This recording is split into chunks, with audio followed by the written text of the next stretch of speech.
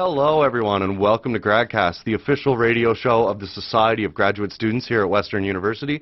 I'm your host today, Tyson Davis, and I'm joined by Gina Coombe. And we're here today with, introduce yourself for me. Hi there, my name is James Roos. And what do you do, James? I'm a master's student here at the University of Western Ontario, and I work in the field of forensic pathology studying motor vehicle collisions. Wow, very interesting. So Gina here is also in pathology, so I'm going to throw it to her because she'll know more about it than me. So can you give us like a brief background of, I guess, your project? Right. So I'm actually working on my second project right now. The first project that I commenced was last year, and what we looked at was factors that influence pedestrian deaths, that is, deaths of people that are walking on the road and are hit by motor vehicles. And the interesting results we found from there basically went from the autopsy. We looked at some of the results from there. We were able to identify several injuries that are observed in the postmortem specimens, that is the dead pedestrian, that are indicative of the actual orientation of the pedestrian at the time of impact. So this would be very useful in cases where there are no eyewitnesses and the police and or other medical legal professionals are trying to put together what exactly happened in the collision. So by orientation, you mean, did they see the car coming? Were they back on and didn't see anything? Is that what you mean? Correct. Orientation refers to the actual 3D physical orientation of the person when they were hit by the vehicle, which is very important in the medical legal investigations because you want to try to put together a reconstruction of the collision to get exactly a clear picture of what happened when the person was hit. So is there a common place or common area where pedestrians are hit? Well, in the actual results we looked at, we divided the actual spatial locations into both rural and urban, and then within that between different sizes of roads, so let's say 2-lane versus 4-lane. In terms of pedestrians, obviously you're going to have a lot more pedestrian usage of the roads in urban settings, so there was a lot more pedestrian-related deaths in cities. So overall, urban areas are most affected by this particular death cause. Okay, and do you, just out of curiosity, are there like commonalities between victims? Like, do you see the same injuries all the time in your research? Yes, actually, one of the data points that we found most interesting from this pedestrian study that I did was what is called a bumper fracture. Now, this is when a pedestrian is hit upright, so they'll be somewhere on the road or the sidewalk and they're contacted by the motor vehicle. And based on the point of impact of the vehicle on the person, usually when an adult is hit, this will be the bumper, and it'll usually hit somewhere around the femur or the tibia and fibula, which is just about above and below the knee, depending on the person's height. So the most common injury, actually, when a pedestrian is hit upright, has been detailed by my supervisor, Dr. Michael Scrum, and it's called the bumper fracture. And this is usually a fracture of either the tibia or the tibia and the fibula, which are the two bones that comprise the bottom half of the lower extremity, the leg. And so when a pedestrian is hit upright, usually a lot of the time we're going to see these fractures of the tibia and fibula. All right, so you did the study. What is the best thing that a pedestrian could do to avoid dying in a car crash? If you see a car coming towards you, what do you do? Well, it's kind of a two-way street. The pedestrian certainly has a role to play in this, but what we found a lot of the time was also that the driver has a very important role to play in this too. So we found a lot of the time that there's always toxicology done on the part of the pedestrian when they are hit and they die because they're the ones dead, so that'll be performed at the autopsy. But it's not always done when the actual pedestrian is hit by the driver. So if we're looking at actual faults that cause these collisions, we want to really look at both the pedestrian and the driver, and it's really this relationship that I think is the basis of the research, and what can we both do to work together. So pedestrians, you know, we record all data elements from the kind of clothing they're wearing. So let's say they're wearing dark clothing and they're walking at night. That's an obvious one. You definitely have a higher probability of being hit as a pedestrian then. But also drivers. There's a lot more interactive features in vehicles these days. GPS, radios, even Bluetooth and cell phones can get very distracting. So definitely there's a lot of factors from both sides.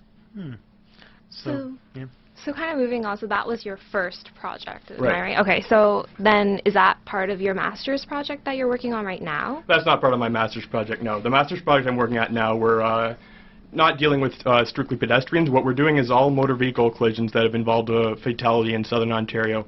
And where we're getting these cases from is from a database that's been compiled by my supervisor in previous years, and it's an ongoing database. And my supervisor works for the team called the Motor Vehicle and Safety Research Team, abbreviated as MOVES.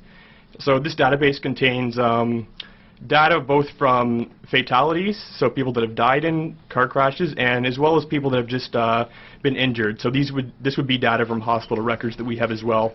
So right now what we're doing, we're looking at all data here, and we're trying to identify factors that would say where if the person was hit and involved in a motor vehicle collision and they're an occupant of the vehicle, what would predispose someone to be involved in more fatal collision? And not only what are the factors that lead to that, such as alcohol, speed, those are the very common ones that I think a lot of people can come to on a common sense kind of mind train of thought, but we also want to see if these factors are in place, what actual physical mechanism that the car takes when it is hit. There's different trajectories when a pedestrian is hit. There's also different kind of physical mechanisms, so how the car orientates itself in 3D space. And we want to try to connect. So we want to connect the initial factors, let's say alcohol, speed, distractions, and we want to see how that influences the actual, what happens in the crash. So how does the car respond in physical space? And then how does that produce certain injuries and fatalities? So it's kind of a comprehensive thing. We start at the beginning, we go to what caused the crash, and then we go to the end and we see the results from the crash and how that kind of connects to what happened originally to try to tell a whole narrative. Have you found anything? Not so far. Actually, my master's project I just started this year, so there's a lot of actually red tape involved because the cases in our database both come from people that have died, so fatality cases, and also people that have survived and just maybe got some injuries from the car crash but did not actually succumb to their injuries. So we actually get data from both hospitals as well as post-mortem reports. So we need to actually submit 2 different research ethics proposals to get going. So there's a lot of red tape and we're just getting through that now. So getting a lot of good cases going in upcoming February month. Interesting. So I guess you're very for the no cell phone law while driving, no use of your cell phone. I would imagine anyway. I would imagine that's a pretty big factor in motor vehicle collisions. As far as I know, in Alberta, the law goes even further and it's like an anti-distraction law. Like you can even be pulled over for being seen drinking a coffee while driving. Do you think it should go that far? Like I don't know, I feel like I can drink a coffee while I drive without being distracted. How do you feel about that?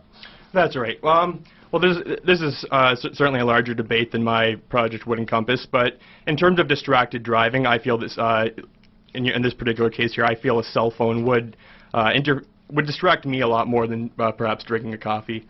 So I think although the idea and the thought behind these new laws and regulations is good, until we really see their effect and see how many people are getting tickets and see if that actually has caused a reduction in car crashes and in motor vehicle collisions, fatalities overall, I think that'd be a better time to comment on it. But as for me, I think I can drink a coffee while driving. I don't know if I can necessarily text while driving, so I think texting while driving, that's definitely a big issue right now.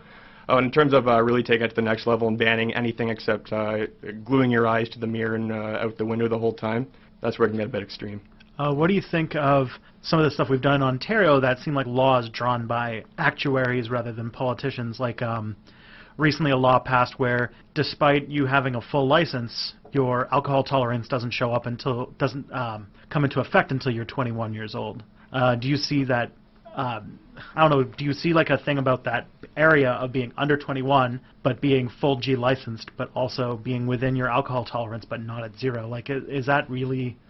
Well, that's actually an interesting question. You think that both age and kind of the status of your license would be connected, as in if you're younger people, let's say, even though they have the graduate license. What we found in statistics is when young people do have graduated licenses, so if they do have a full G license, this doesn't necessarily bear as much of an impact on their incidence and their probability of being involved in a motor vehicle collision than, let's say, if they were just young on their own. So what I'm trying to say by that is that age has been found to be a much larger factor than the actual status of your license. And this isn't just a Canadian thing either. Most countries have a certain field of research at least devoted to motor vehicle safety. And so there are a lot of different licensing systems worldwide too. So in terms of looking at all the data together, we found that it's really the younger ages that are involved in more motor vehicle collisions. And then obviously at the other end of the spectrum, you have a lot more older people too, above the ages of 60 and 70 that we see on the other end of the spectrum. And they're involved in a lot more than the middle-aged people as well. But in terms of alcohol for younger drivers, I see why the rule did come into effect. It has nothing to do with the actual status of the license, so a G1, G2, or a full G license. It's more the age in general. And in general, we have found that people who are of younger age are just more likely to be involved in motor vehicle collisions. So apart from age, how about the gender of the drivers? I can't comment on that because the way we record our data, it does have some confidentiality measures in place. So we don't record anything like names or individual characteristics. We do actually record gender and height and weight, though. So I can comment on that. In terms of my pedestrian study, even after analyzing both male and female, we didn't find that in terms of both pedestrians hit and in terms of drivers, there was any real significant difference in terms of a numerical statistical difference. Oh, that's interesting. Yeah, I would have figured the other way around as well. Like I did lifeguard training when I was in my undergrad, Very neat. and I was warned, watch the 18 to 25-year-old males. Those are the guys that you're going to be most likely to have to save. Those are the guys that are most likely to do something foolish and hurt themselves. So I would have assumed, like, I got insurance for the first time at 17, I paid an arm and a leg for it, and it's been going down gradually ever since, but I know females in my same position didn't have to pay nearly as much. So I would have assumed at least the insurance companies think that men are more dangerous drivers. Exactly. It's curious. I would have expected to see some of that show up in the statistics as well.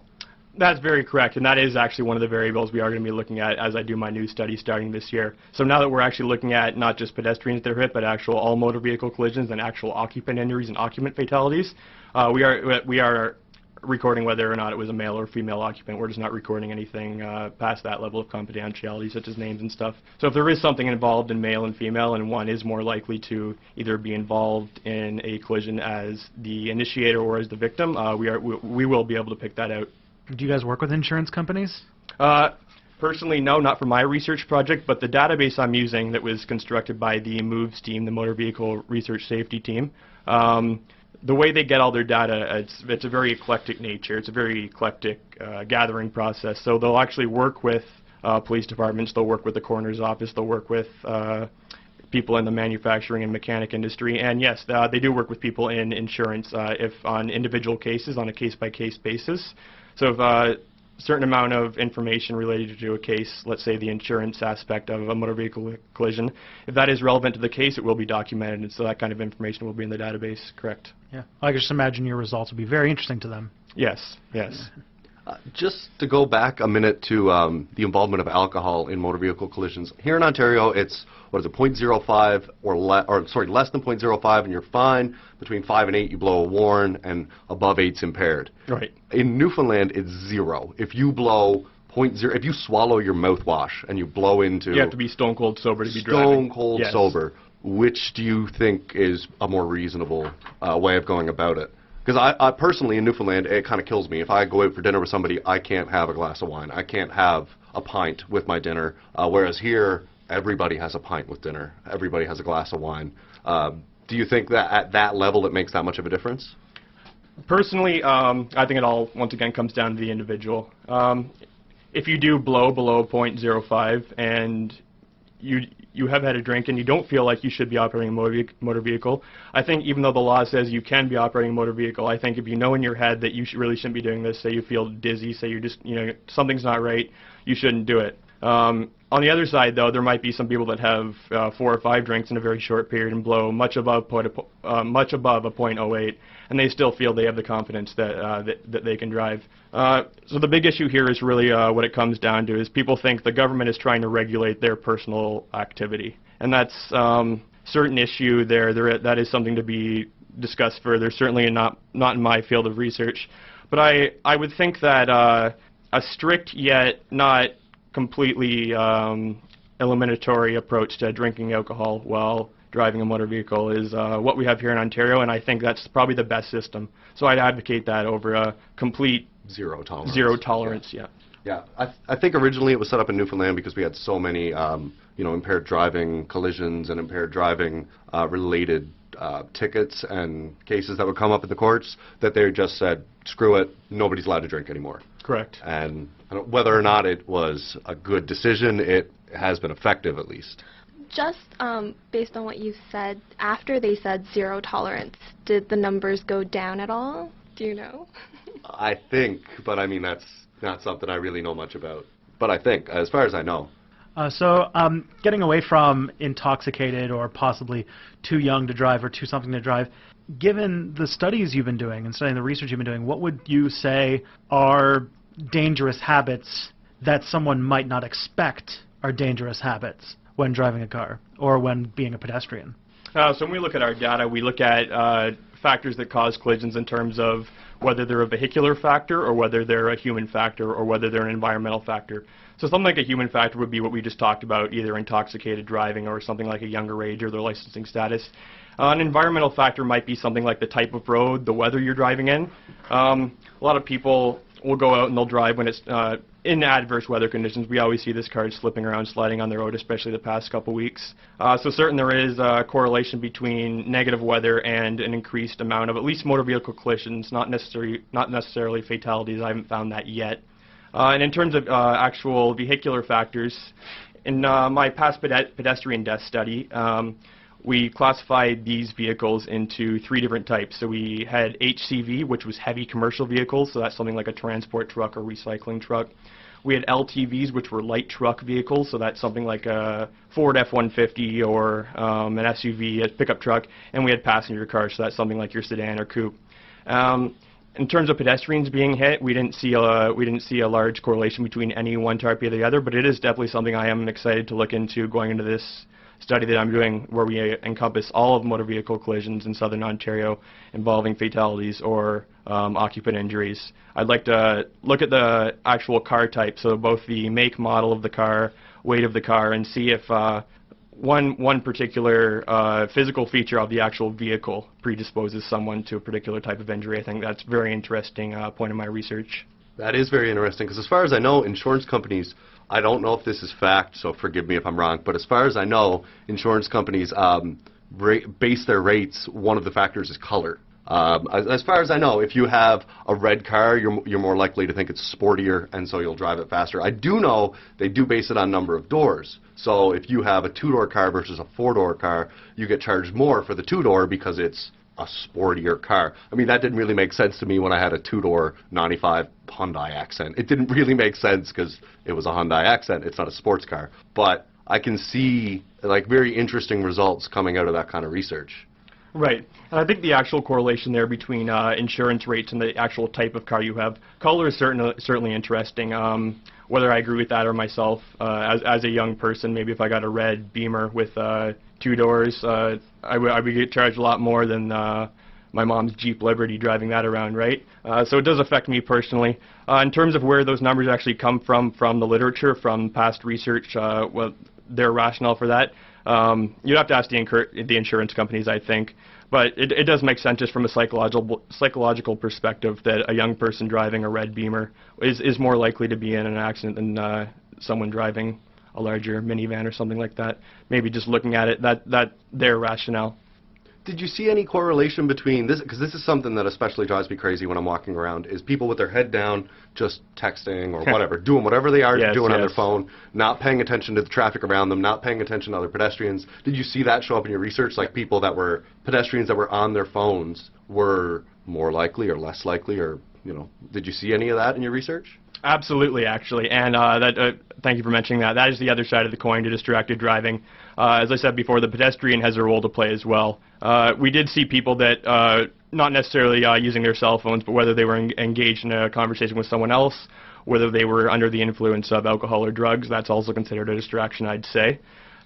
So the pedestrian, yes, definitely has a role to play in alleviating or reducing the potential for harm when they're walking on the roadways. It's not you can't just do whatever you do. Alrighty.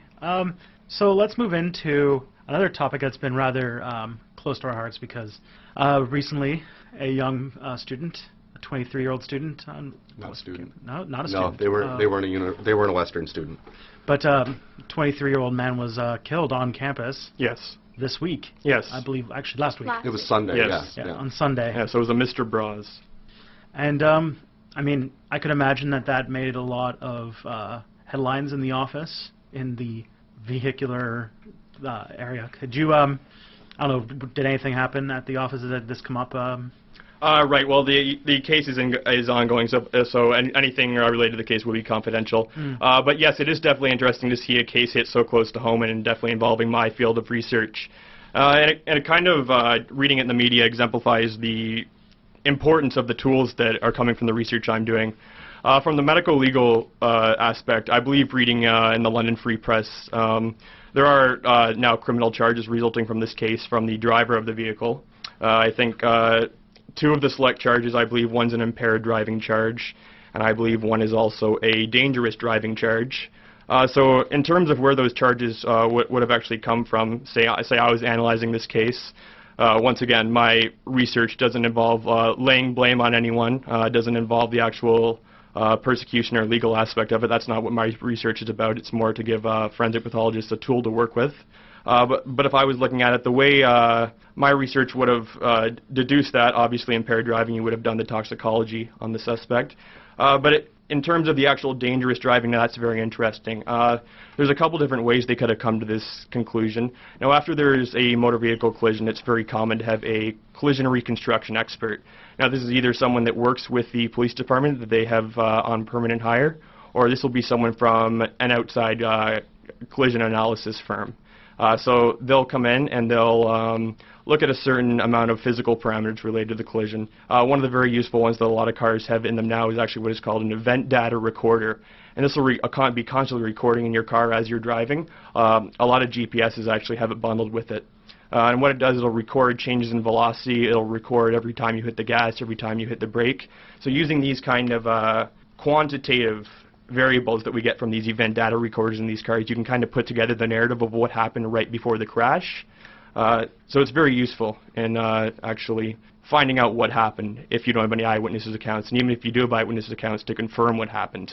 Yeah, because as far as I know, somebody told me that they were coming through campus around that same time, and they had, or not the exact same time as the collision, but while the investigation was ongoing, and they saw police measuring skid marks. I would imagine that would be a huge helpful factor in your field as well.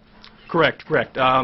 Skid marks, if you measure those, not only do you get a quantitative estimate of speed, but you also get to see the direction where the car was headed as it was coming to its final resting place. And the appearance of skid marks, someone investigating that scene may, on a very rudimentary level, just use that as a sign that there was some attempt to swerve or stop. And that might be the first piece of information you would gather from that, and you would continue the investigation onwards from there. Yeah, because it seems to me, I don't know, I did a physics minor in my undergrad. Cool. Couldn't you deduce kind of initial velocity as well from skid marks? Or at least get a decent estimate on he was doing 70 kilometers an hour when he applied the brakes, just based on skid marks and damage done to whatever the vehicle strikes. Correct. We look at both damage to what the vehicle strikes, so damage to the vehicle exterior, and we also look at if the vehicle made any contact points when it was in its collision with either in the environment or another vehicle. So we'll look at stuff like the actual angle of indent of, let's say, a road post or another car that the colliding vehicle hit.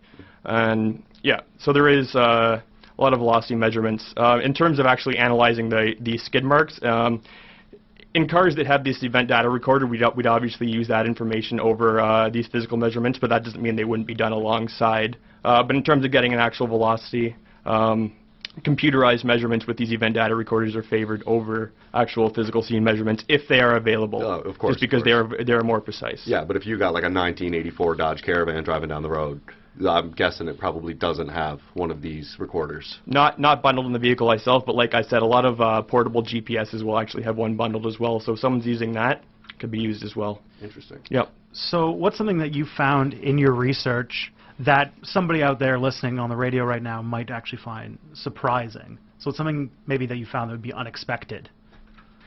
Something unexpected in my research. Okay, so we'll go back to the pedestrian death study that I did in my undergraduate. And what I found very interesting is just the amount of detail that the professionals working in this forensic pathology field, the narrative they can actually put together when there were no eyewitnesses, when there was no one at the scene, the technology and the pure brain power of these people doing the autopsies and doing these investigations. They're able to create a whole entire narrative of an event, whereas there was no human witnesses, and a lot of times these are not video recorded. So I just think the actual approach the professionals take to constructing narratives based on having no evidence or no eyewitnesses at all is very extraordinary. They've come a long ways in these kind of investigations. So just out of curiosity, moving away from all this stuff, if you do get into a car crash, do you just kind of leave your vehicle and just hoping that like the police, the people that would investigate would come and then do the whole scene process, like scene investigation, or should you actually move your vehicle to like a safer area for a second? If a safer area exists, if this is a busy road, obviously you're going to want to move your vehicle off the road if possible. A lot of the time where there is this kind of intervention where police and investigators will come later is when there is an injury or a fatality involved. So a lot of the time that won't be an option. And so in those kind of cases where there are severe injuries or fatalities, most of the time the scene would remain as it is until the investigators and medical personnel get there. Because a lot of the times the vehicles wouldn't even be able to be moved if it's a severe enough collision. Yeah. Well, I want to thank you very much for coming on our show, James. It was very interesting to have you talk about this kind of stuff. Be sure to tune in, not next week, but the week after for our bi-weekly radio show. Keep in mind that we are putting up on the off weeks, we are putting up podcasts. Put up every week. So every week there's a podcast. These shows get put up about a week after they air, so your interview will be up next week. But every week we have a show. We do our own separate podcast that we do when we don't have radio time. And it's over at gradcastradio.podbean.com. We'll get a domain name soon, I believe. Until then, definitely hook us up on Twitter, where we're at Gradcast Radio. And if you want to come on and talk about your research, gradcastradio@gmail.com. And drive safe.